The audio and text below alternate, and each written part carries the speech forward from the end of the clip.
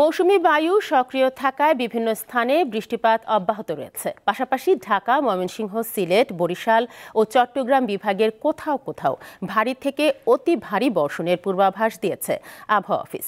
ভারী বর্ষণের ফলে চট্টগ্রাম বিভাগের পাহাড়ি এলাকায় ভূমিধসের আশঙ্কাও করা হচ্ছে। আমাদের হেভি রেইনফল ওয়ার্নিং আগামী 24 ঘন্টার জন্য দেওয়া হয়েছে।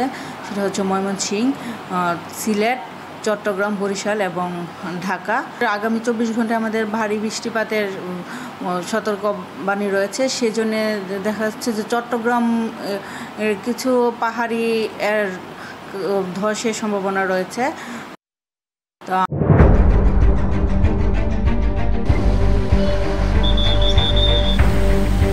পুরো ঘরে আমার মালামাল সহ একবারে চাপা দিয়ে লইয়া পুড়ে গেছে। এটা মুখে বললে যাবে না যে রাস্তা কত যে ভাঙছে।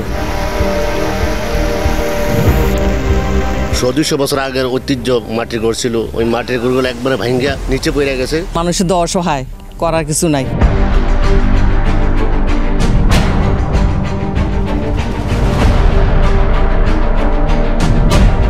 দীপ্ত সংবাদ, সবার আগে, জনস্বার্থ।